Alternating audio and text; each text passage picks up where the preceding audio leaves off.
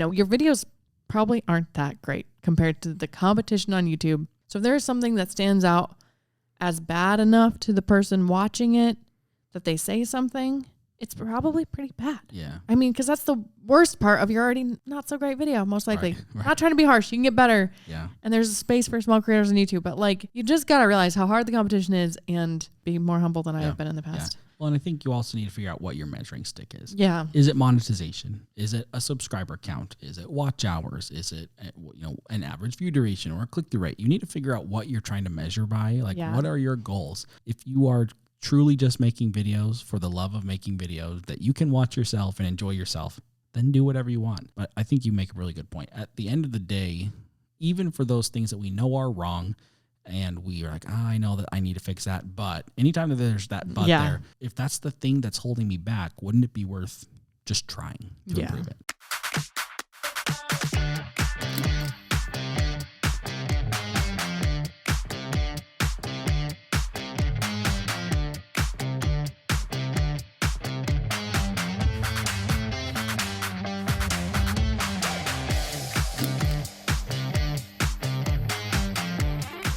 Welcome back to the Creator Files podcast. I'm Julia.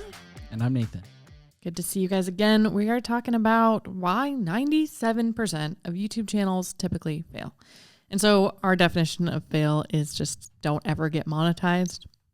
I think that's a pretty fair definition. Yeah. Even if your goal isn't really making a ton of money on YouTube, I think it's fair to say that if you never get monetized, you never had a very wide reach. Mm-hmm. So that's how we're defining it. Obviously, it's subjective, whatever.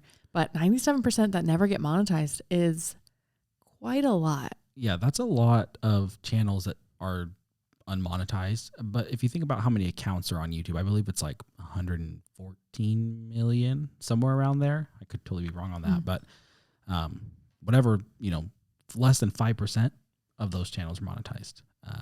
That is shocking, honestly. Yeah. I mean, it just makes me think of YouTube as a business. That's an ad business. They're making money from the advertisements that are running on people's videos.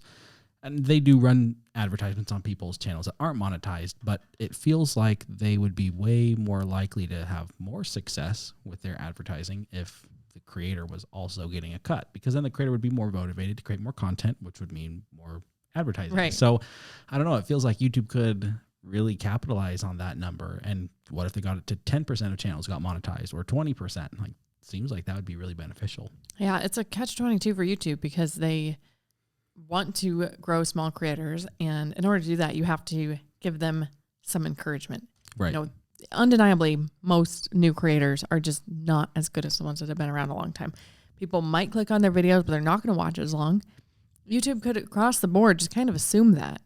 And they have this computer, this algorithm that is trying, it's completely designed to figure out what people are liking the best. And so it's a really tough problem for them to figure out, how do we show these newer channels, give them a chance, give them that little bit of hope so that they keep creating videos and keep getting better, when really the algorithm is naturally going to be catered to the better channels that have been around longer, because that's what people are going to click on more, and that's what people are going to watch more. So it's tricky. Yeah, it does seem a little bit tricky. I don't know. Overall, when we talk to small creators who are growing their YouTube channels, like you said, they are typically in some state of struggle, whether it's their production quality, whether it's their editing or their thumbnails, they are really trying. A lot of people who are really engaged in YouTube in a sort of a business sort of way, they really are trying. And so I don't know. I just hope that we can figure out a way to get more people monetized. I think I just feel like overall, as the platform continues to evolve, that would be a really good thing, because that's motivation for creators. And YouTube is a creator-run platform, essentially. It's without people making videos, the platform just doesn't exist, honestly. And we were just talking before we started recording here, and this isn't the topic of today's podcast, but the lifespan of a creator is fairly short, generally. Yeah, it's scary. And so what do we do? Is it just natural for new creators to rise up over time? Or if YouTube helped new creators rise up a little more, if the algorithm favors, maybe small to mid-sized creators to help them rise up. But it is in YouTube's best interest to help small creators become successful. But let's talk about some of the factors that influence that success, that eventual success the most that you can control. One thing we've noticed by a lot of research that we've done is that with our sample set, it seemed like about 130, was it 134? Yes, 134 videos. 134 videos was the average point where people got monetized. Yep. So if you have less than that, you might get monetized. Some people get monetized with 3 videos or 1 video, but it's uncommon. Part of that, of course, is that, if you make videos, you make 134 videos, you are going to have more time to grow subscribers and watch time across multiple videos. But I think another part of that is that's maybe just about how long it takes to kind of start getting these skills, really get the hang of them. I would aim for that and try to, improve along the way. Maybe if you're strategic, if you're listening to this, I'm going to assume you're one of the more strategic creators out there. You could probably get monetized faster than 134. But if that's your goal, you might not get discouraged if it doesn't happen quickly. Yeah, I think that the 134 video, that's just a pretty rough number of, videos. It was taken from a pool of creators who shared their statistics. Like you said, there's a lot of creators getting monetized way faster than that. I think, reasons for that. I think, the growth of other social media platforms has impacted that a lot. So maybe we have people on Instagram or TikTok or Facebook who are sort of cross-platforming their reach. Yeah. So they grow on a specific platform. I know there's many creators who started off platform and then started a YouTube channel and then push people over. So of course those people are going to grow faster because they've already grown an audience. I think some people are just more prone to the types of skills that it takes to be a YouTuber. Like maybe I have a little bit of a videography background, or maybe I edited in a news setting, like a more traditional media setting, and so I know what works well for retention. I think people with different types of skills come into it and maybe have certain advantages. Maybe you're a graphic designer and you're just really, really good at thumbnails. It's all possible. I think though, and I think the reason 134 videos is about right is because most of us aren't those people. Most of us don't have the design background or the editing background or the storytelling background. And so most of us are just going to be average YouTube growth people. We're just going to grow at about the average rate. And I know 134 videos sounds like a ton. I mean, if you post once a week, that's over 2 years of video production. And so I know that can feel really overwhelming, but I think it's right. It feels right because you kind of earn your way onto the platform. And I don't know, to some extent, I kind of like that. Yeah. Yeah, it's a good metric, I think, just because for me personally, I love having a ballpark or just a number to shoot for. Even if that number is like higher than I maybe would have guessed, having a number, even if it's a little abstract and not necessarily going to be the same for everybody, it's just nice. Yeah. To know, like, okay, well, if I do about this much, I have a pretty good chance. Yeah, it's nice than just wondering all the time. Yeah, my younger brother, who I'm doing a channel with, sent me a message today. It was just funny that we were talking about this on the podcast. Oh, yeah. So we have 2 channels. We have a main channel, then we post shorts on a second channel. So we were talking about our second channel, but then he sent me this about our main channel. He said, by the way, we have now published 70 full-length videos on that channel. Cool. Which is a lot. That's a lot of videos. Yeah. And I was just thinking about where we are growth-wise. We're coming up on 400 subscribers on that channel, and we're maybe halfway with the watch time. So that's about right. Yeah. On that very average growth. And to be completely honest, this channel gets neglected on my part for the most times just because of how many other projects that we're working on. But 70 videos. Coming up on 400 subs, so a little bit behind on the sub mark, but about halfway. We have about 2,000 watch hours, I think, on that channel. So about halfway to that 134 video mark, it feels like we're on track to hitting that those average growth milestones. Yeah. And I feel pretty good about that. When he said that, I was like, oh, pretty cool. I wish we could be monetized right now, but we're not, and we're going to keep publishing. So I thought that was kind of cool. I wonder if beyond that, once you're monetized, and I don't know what a baseline views, once you're monetized, maybe like 100 to maybe 300 per video, somewhere around there. But I wonder if there are kind of predictable metrics past that, or if playing field sort of levels at that point, and then it's either people that are kind of not continuing to improve and they're going to be stuck there for a long time, even if they make 200 more videos, And then some people will, take off pretty quick as they're getting the skills down. Or if maybe there is still kind of a trajectory you can follow. What do you think? I think yes to the general trajectory. Okay. I don't think most people will just explode once they're monetized. I think Yeah. we like to think that. It's like, oh, I'm monetized now. Things are going to pick up. It's like, well, you're still just publishing one video a week. You didn't become leaps and bounds better from the day before you were monetized to now when you are monetized.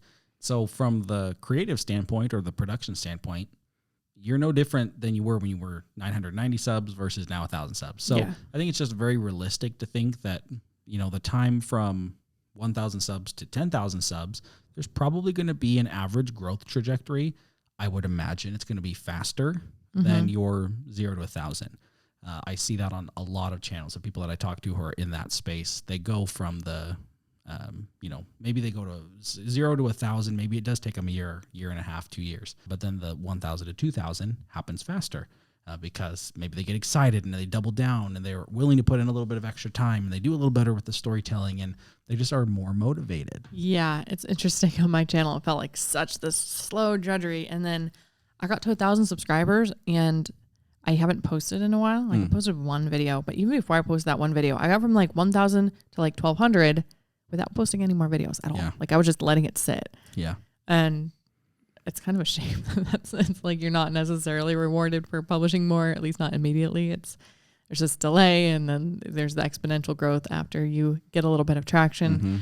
So that's interesting. Yeah. It's just interesting. I have 2 channels that I want to just share a little bit of an example of. I can't give too many details. So 2 channels in the woodworking space. I know that these channels were both started around the same time. I want to say 3-ish years ago. I've kind of followed both of their growth. Okay. And for the longest time, I think they hit 1,000 subscribers right around the same time. I think it took them about a year and a half-ish. Okay, so they're neck and neck. Neck and neck at about 1,000 subs. And from there, 1,500 subs, you could tell one channel started pulling away a little bit. And then the second channel decreased their publishing schedule.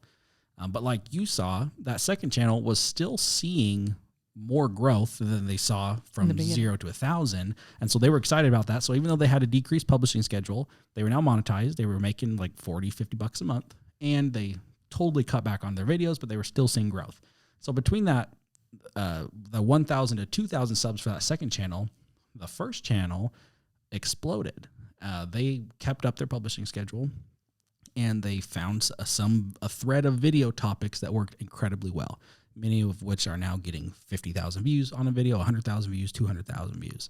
And I think their channel is now at 17,000, 20,000 subs. Okay. And so to me, it does feel like that point after 1,000 subscribers is really key. Because I think to some extent, YouTube may start taking you a little bit more serious once you get monetized and they see like, you know what, this creator is keeping it up. And I think I saw that on this woodworking channel that went up to the 17,000 views. I do also think there's an element of luck involved with that. But anytime you put in a little bit of extra work, you're more likely to find a little bit of extra luck. I just thought that was a really interesting example. They're both about 3 years old, started at the same time, very similar topics. But one's sitting at about 2,000, 2,500 subs, and one's sitting around 20,000 subs. And I think the publishing schedule has a lot to do with that. And then just identifying winners, identifying videos that are just going to work really well. Yeah. Interesting. It gets tricky. I think when you get to that point of like 1,000, you're sort of at this new beginning stage where before you were just learning everything for the first time. So you're kind of just doing your best to learn as fast as you could. And then you kind of get into the hang of it. And then you kind of have a choice. Like, am I going to keep doing what's comfortable here, what I know how to do, or am I going to stretch myself to learn more? But if you're trying to keep up a consistent publishing schedule, you might be starting to get burnt out and you don't necessarily want to spend all this time learning new editing skills and learning, improving your storytelling and all the things you can improve on YouTube. Right. And so people probably kind of split off there in terms of if they are still trying to get better or if they think, oh, I have this figured out, I don't need to. One thing that really is interesting to me is that when you are in the 0 to 1,000 phase on your channel, you could say, where you're just trying to get those subscribers, you're trying to get the watch time, the big goal is monetization. And that, just at the beginning of this podcast, that's kind of the benchmark we put on success on YouTube. Yeah. It's this monetization. It's like, it's a huge milestone. In reality, it's like a baby step. I know. Like, of the channel, like in the whole lifespan of the channel, it's just such a baby step. And so I just wish there was a way that we could put like another benchmark in there. Like 1,000 subs is great. 4,000 watch hours is great. But the next really milestone that YouTube helps us with is 100,000 subscribers. That's when they send you your plaque. Which is gigantic. It's a huge gap between 1,000 subscribers and 100,000 subscribers. It's like a 5K to a marathon. Exactly. And I just feel like with maybe a little bit more support's not the right word, because it's not YouTube's job to make us make the videos, but something that feels a little bit more within like reach. Something. Yeah. Maybe it is 10,000 subs, and maybe it's not a plaque, but maybe you get a little star by, right. maybe, I don't know, just like something. Yeah. Just literally anything. Maybe you unlock another monetization type. I don't even know what that would be, but I know that YouTube has sort of, held back some monetization types or features in the past for people of channels with certain sizes. I know people don't like that generally, but it's nice that when you put in the work and you can get some reward out of it that not everybody else has, it sets you apart a little bit. Right. Anyway, I wish there was something like that. Yeah, I do too. I feel like we should work on making our own more, like Channel Makers and Project 24, our membership program, where we have more small markers along the way. We already have some like things like that, like milestones, we call them, but having more and just having more metrics. And I think a big one is monetization. And I kind of hate to focus on that too much, because I know there are creators that are like, don't care about the money. They're just doing it for creating. But a lot of people like the money, and it's not a bad way to measure it. And we have found that you can monetize a channel really well before you are even in the YouTube partner program, before you have, ads on your channel. You're under 1,000 subscribers or 4,000 watch hours. You can make really good money, like better money than you're going to be making with the ads once you are monetized. And so I wonder if we don't do something like with that, with, here's some markers for how you can monetize. It's going to look different for everybody, but more monetization goals based on maybe where your subscribers are, or maybe not, because some subscribers are worth more than others. And that's something you have to take into account too. Yeah, that's a good point. And I also think that that's one of the big flaws with the monetization system that YouTube currently has in place, is that there's this emphasis placed on subscribers. But then once you get monetized, everyone will tell you subscribers don't matter. I spend a year or 2 years caring so much about subscribers, and then all of a sudden they don't matter anymore. Yeah, what the heck? So what the heck with that? Because, by the time you get 1,000 subscribers and you get your 4,000 watch hours, you're going to make $40 or $50 a month, most likely. Maybe up to 100 depending on your RPM. But the reality is you're not going to make that much money. To get monetized on YouTube with their partner program, a lot of it is so focused on the subscribers, not even the money. Yeah. Most people are probably fairly uninformed about how much money they're going to make with 1,000 subscribers. So I think you're right. Like, what if it was just more generally in the YouTube community, we just talk about monetization goals? Like, in Project 24, we talk about your first $5. We talk about your first $100, your first $500, your first $1,000. Like, if people were in that mindset more, could we get people to their first $100 a month with 500 subscribers? Or, something like that, where it doesn't feel like you have to get to the 1,000 subscribers before you can make any money. I think that mindset is just killing a lot of people on YouTube who are trying to make money with it. There's a lot of ways to make money out there. And if you get smart about it, like you said, we did a whole video about this on Channel Makers. There are people making hundreds of dollars. A couple of them were even making thousands of dollars with channels under 1,000 subscribers. Many of them with channels under 500 subscribers. Right. They just were smart about it. There's a lot of options too. Yeah. Yes, exactly. Just like, selling your own products or just affiliates, or there's so many different ways. Yeah. So many different ways. Yeah. We talked a little bit about like skills that keep people from getting to this success. What are your thoughts on editing?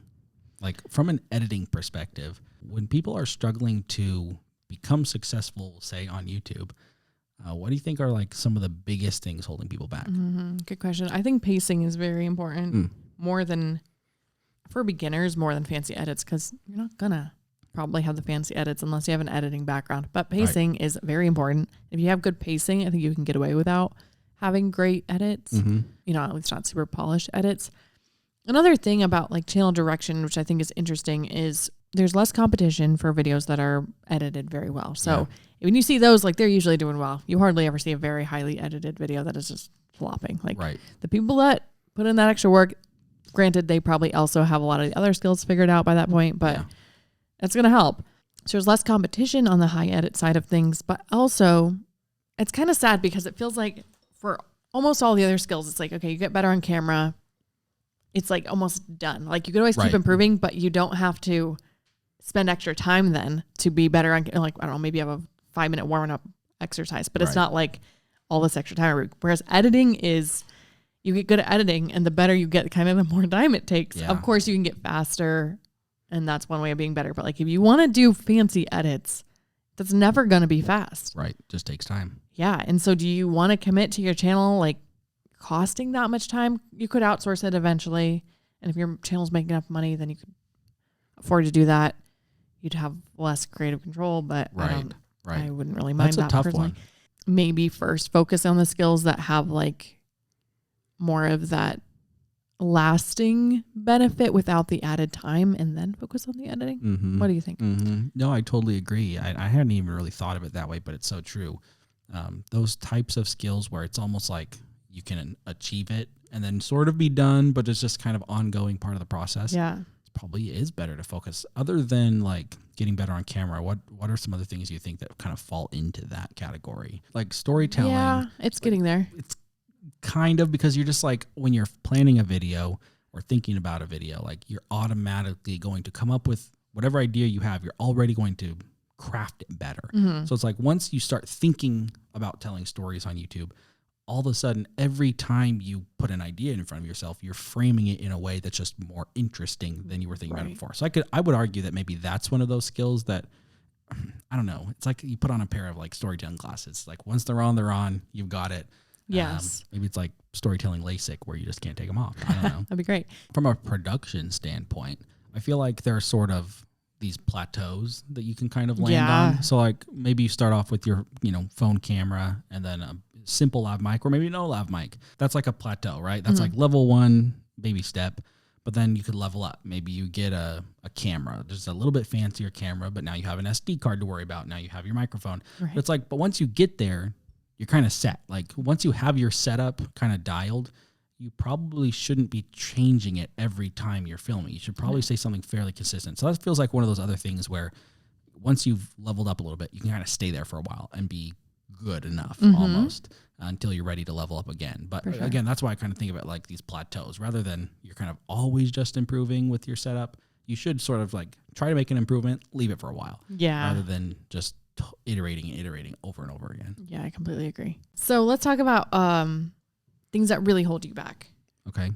Like the thing I'm picturing is, okay, let's say you have reached this 134 videos or more, or maybe you were monetized but you're just not growing and you have 500 videos now.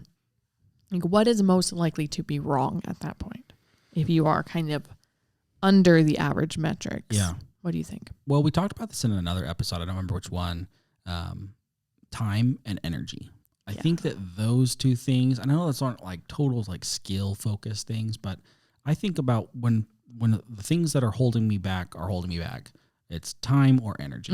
Probably most likely the energy. It's just like I may not have enough time in the day to, get X, Y, Z done so that the video can be, 10 points better than it would have been. Yeah. Or maybe it's I just don't have the energy to do that.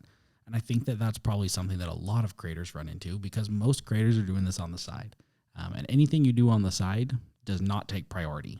There's always going to be something that takes priority over it, as it probably should. For me, that's just the first thing that came to my mind is figuring out how can I dedicate more time to this, or how can I, shuffle things around in my life so that I have more energy to participate in these video creation activities. Do you think that people like who have hundreds of videos, they just don't have the time or energy to improve them, even though they kind of know what improvements need to be made? So. Okay. I think there's at least some of those things. Maybe it's like a short list of those types of things where it's like, I know that if I had the energy to spend 2 more hours on this, I could really level up the edit, or I would create these assets that would, overlay this specific part of the video, or I'd go out and I'd shoot this B-roll. It's like, I think by the time you've done 134 videos, you know that. Yeah.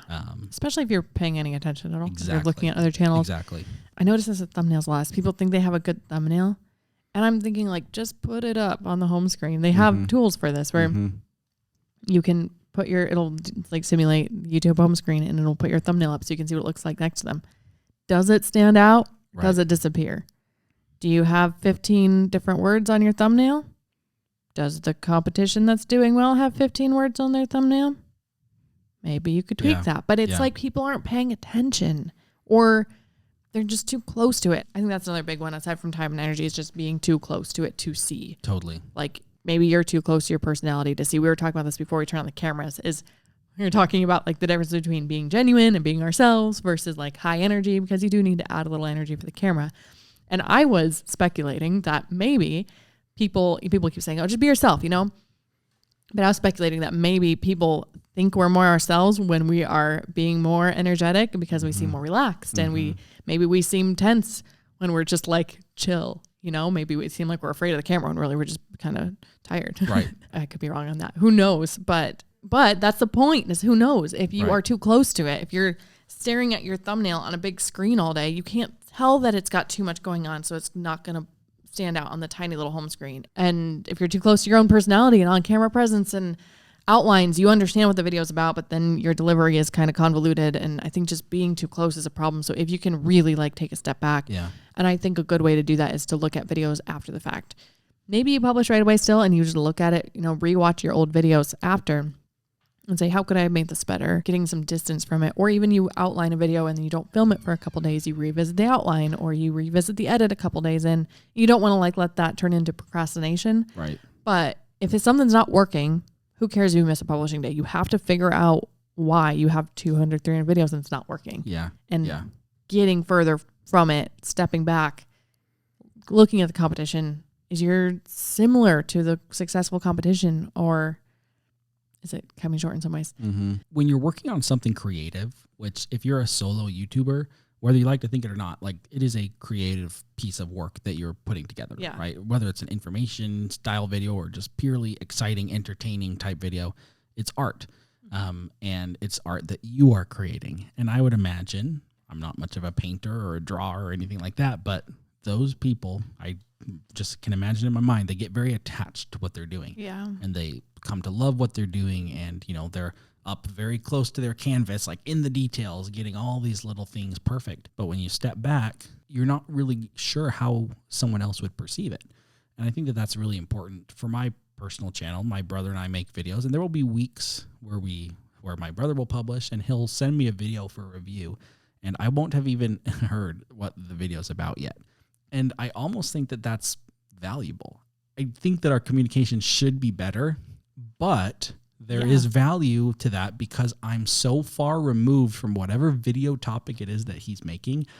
I almost get to watch it with a very fresh set of eyes. Even if it's a topic that I normally wouldn't watch, I can still see the things like, you know, overall storyline or those elements that he adds in. And I go, man, it seems like you repeated yourself a couple times here. And he said, well, I really want to drive that point home. It's like, you drove the point home in the first time you said it. You don't need the two other times. But like from his standpoint, he was putting together this piece of work, this artwork where he wanted to make a very specific point. But as an outside viewer, I could just tell him, I don't think you need to drive it home that hard. It just becomes repetitive and boring. So like, I already felt the impact. It almost lost impact over time. And that's exactly where you want to be. Like, I understand there is some benefit to collaborating and communicating, like you said earlier on, but I don't know.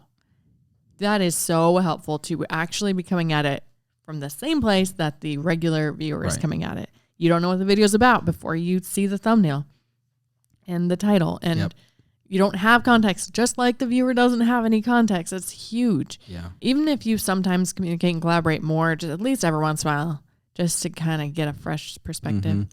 It's worked pretty well. And the reality is you're never going to perfectly replicate what a random viewer would see. Even you aren't. Ever. Truly whether random. Whether it's on the homepage of YouTube in one of these tool testers that we use, or whether it's me reviewing a video that I've never seen or heard of, or whether I saw the title only or maybe the thumbnail, like you're never going to replicate it perfectly. Yeah. But what you can do for your title and for your thumbnail and for your video, like put it in front of someone who wouldn't normally watch your stuff or who doesn't know what your stuff is about. It can be hard to find those people, but they are there typically.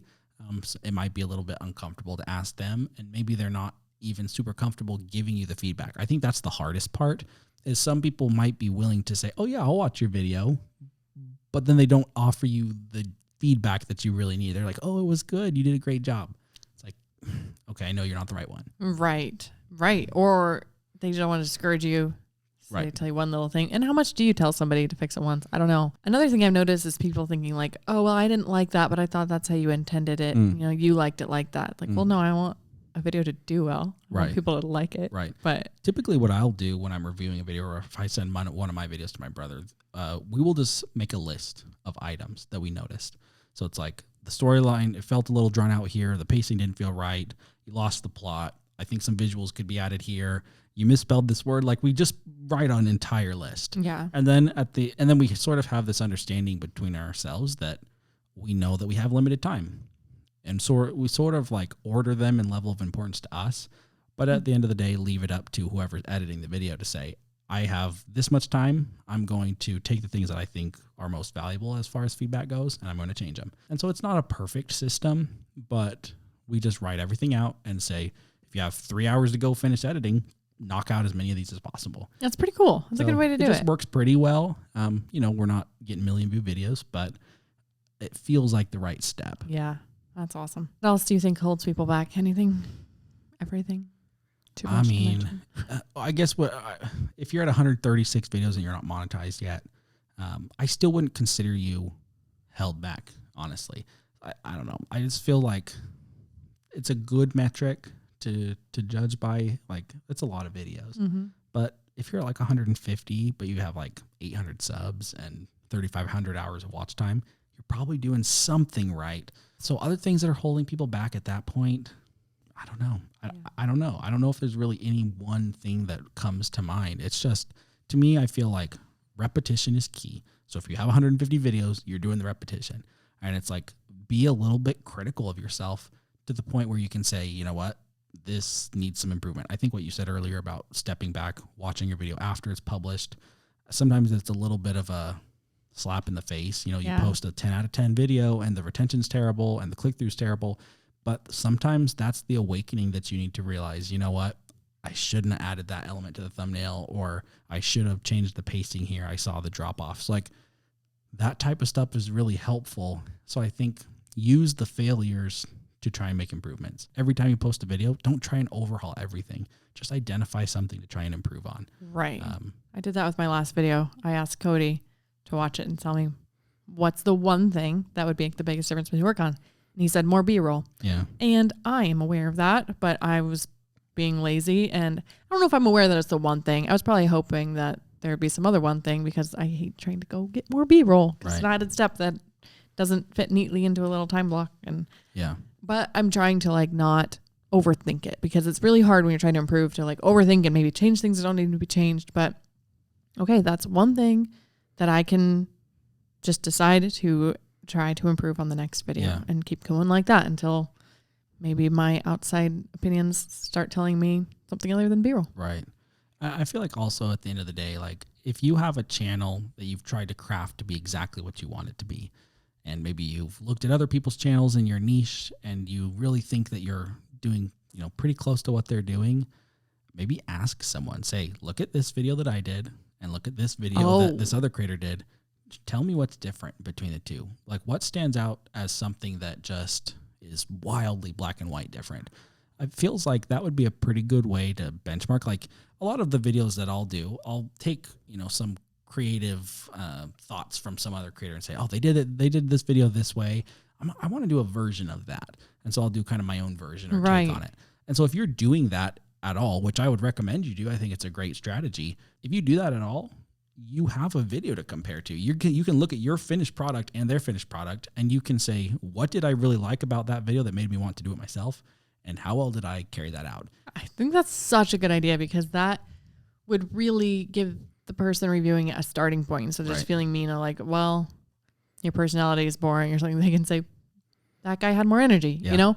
And it gives them this also reference point of what you're going for, kind of, even though you're not trying to exactly replicate it. Sure. They're less likely to be like, oh, I guess I don't really understand your channel, but I guess that's what you're going for. It's like, oh no, you're going for this. Yeah. You're not hitting that. Yeah. Yeah. I really like that idea a lot. I also think you could do that yourself. You should be able to do that yourself. Maybe it's after you publish or whatever, but it feels like if you are up really close to this other type of video that you're just kind of, you know, not copying, but stealing like an artist, we could say, you should be able to make those comparisons. I've done that exercise before where we'll make a video and then I will literally watch the inspiration video and I will watch it second by second. Wow. Stopping it and saying, okay, what's different about this? How fast did the scene change? What elements did they have come on screen? And it's just like, if you do that enough times, you're bound to improve. You're bound to figure out. To be fair, I did those with short videos, so it's a little bit less time consuming, but it was amazing. Like if we looked at how many scene changes were in the video that we wanted to replicate and, all the text and the crazy things that they were doing, the voiceover versus talking directly to the camera, like there's 1,000 different things. And so it's always a little deeper than you think, but just one thing at a time. I think that's the key. That's amazing. Yeah. And I would say if you start to realize something that's very different from yours in the competition, like maybe like that way, or if someone keeps pointing something out, I'm just saying this from experience, is listen, because I have said, kind of like you said with your brother, oh, well, it was because blah, blah, blah. Right. Like you don't get to say that to the random viewer on YouTube that's going to click away from your video or not click in the first place. You don't get to explain yourself. And so unless you are truly attached to it, whether people watch or not, like listen, when someone says something, at least give it some good consideration. I've made that mistake in the past too. Or I've heard other advice from people and took it too literally. And then somebody said like, well, this is a little long. I'm like, well, I heard it's supposed to be this long. Or it's not for the algorithm. It's for the viewer. And if the viewer's not liking something enough to, your videos probably aren't that great compared to the competition on YouTube. The competition on YouTube is crazy.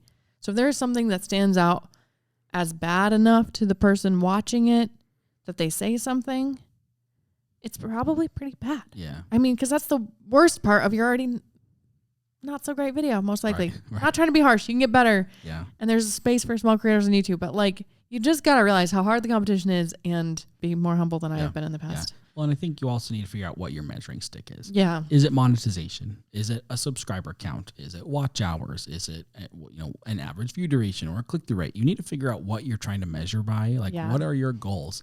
If you are truly just making videos for the love of making videos that you can watch yourself and enjoy yourself, then do whatever you want. But I think you make a really good point. At the end of the day, even for those things that we know are wrong, and we are like, I know that I need to fix that. But anytime that there's that but there, it's like, if that's the thing that's holding me back, wouldn't it be worth just trying to improve it? Yeah. Even if it was for one video or two videos, or making some sort of adjustment closer to that fix, even if it's not a total fix, that could be the thing. Sometimes it is. Sometimes you are one change away from a video or multiple videos or a channel that can take off. Yeah, exactly. And if you're not one change away, then accept the feedback. Yep. 5 times or Keep 10 changing. times. Yeah. Yeah. Cool. Awesome. Well, I think this was a great conversation. Yeah. See you guys next time. See ya.